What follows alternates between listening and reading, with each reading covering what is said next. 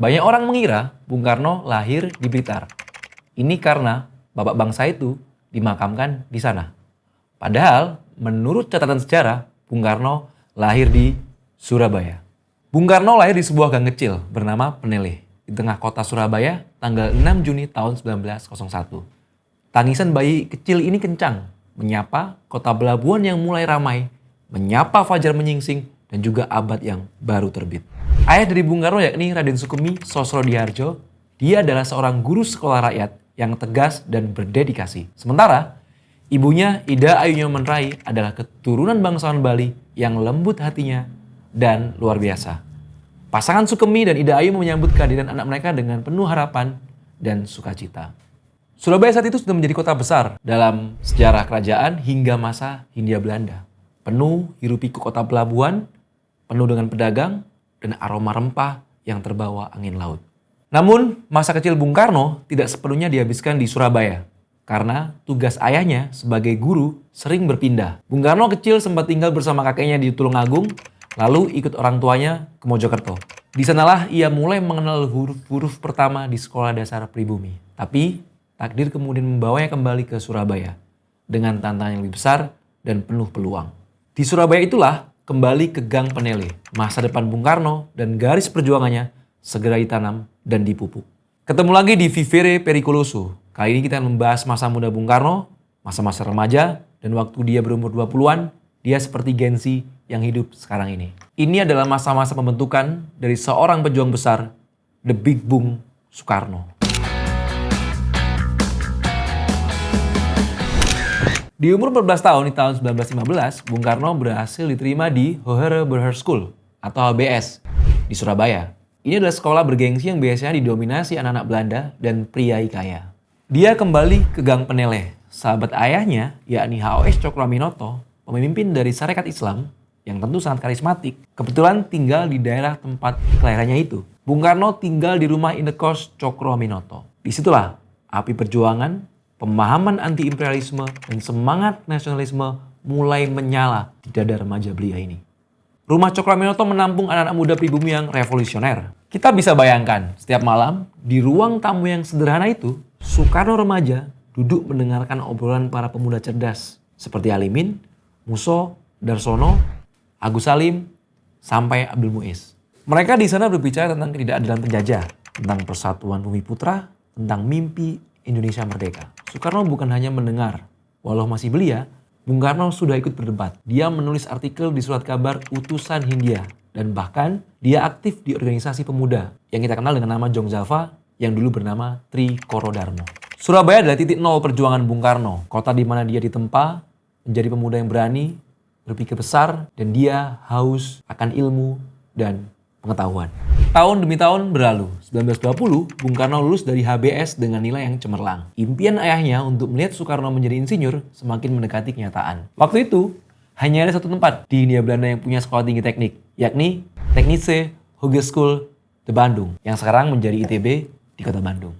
Dengan tekad membara, Soekarno berpamitan pada Surabaya, kota yang memberinya ilmu pertama, teman-teman pergerakan, dan semangat juang kawah Chandra di muka. Bung Karno tiba di Bandung dengan kereta api di tahun 1921. Udara sejuk, pegunungan menyambutnya. Kota itu terasa berbeda. Bandung lebih tenang, lebih Eropa, dengan jalan-jalan lebar, gedung-gedung megah, dan aroma teh dari perkebunan sekitar. Di Bandung, Bung Karno indekos di rumah Haji Sanusi, seorang sahabat dari Cokroaminoto, sehingga jaringan pergerakan tetap terjaga. Di THS Bandung, Bung Karno belajar ilmu teknik sipil dan arsitektur. Tapi pikirannya tak pernah jauh dari perjuangan bangsanya. Dari perjuangan bangsanya yang masih terjajah.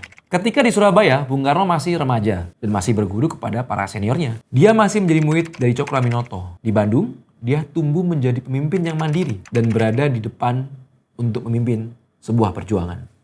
Di Bandung, petualangan intelektual Bung Karno semakin meluas. Waktunya tak hanya dihabiskan untuk belajar teknik-teknik bangunan, tapi di masa-masa itu Bung Karno lebih banyak mendalami tentang ideologi-ideologi dari nasionalisme, sosialisme, komunisme, Islam, dan lain sebagainya. Di masa ini Bung Karno banyak berdiskusi dan berdialektika dengan tokoh-tokoh lain, dengan kelompok Islam, dengan kelompok nasionalis, hingga kelompok komunis. Tahun 1925, Bung Karno lulus dari THS dan mendapatkan gelar insinyur. Di tahun ini dia menulis esai yang sangat fenomenal dan menjadi buah perdebatan panjang, yakni nasionalisme, Islamisme, dan Marxisme. Setahun berselang, ia mendirikan Algemene Study Club, yaitu tempat diskusi kelompok pemuda pribumi tentang politik yang tujuannya memerdekakan masa depan Indonesia. Kelompok diskusi ini menjadi cikal bakal lahirnya Perserikatan Nasional Indonesia atau PNI di tahun 1927. Mundur 1 tahun ke belakang, tepat di tahun 1926, terjadi pemberontakan PKI yang gagal. Banyak aktivis pergerakan ditangkap dan dikirim ke pembuangan. Tentu ini memunculkan kevakuman pemimpin pergerakan nasional. Di tahun yang sama, Bung Karno membuat surat kabar yang namanya adalah Suluh Indonesia Muda. Sebuah surat kabar yang dimuat dengan dwibahasa Indonesia dan Belanda yang tentu isinya adalah tentang pemikiran nasionalisme dan memerdekakan bangsa. Kondisi ini membuka panggung utama pergerakan nasional kepada Soekarno, seorang tokoh muda yang radikal, sangat pandai berpidato dan mengagitasi massa. Di tahun 1928, Bung Karno mengubah Perserikatan Nasional Indonesia menjadi partai politik, yakni Partai Nasional Indonesia. PNI adalah partai yang sangat berani. Mereka menekankan untuk pengorganisasian massa, sikap non-kooperatif terhadap pemerintahan Hindia Belanda, dan menyatakan dengan lantang kalau tujuan mereka adalah kemerdekaan Indonesia. Kumpulan anak-anak muda yang agresif ini menjadi organisasi yang sangat ditakuti bagi kekuasaan Hindia Belanda di tahun itu.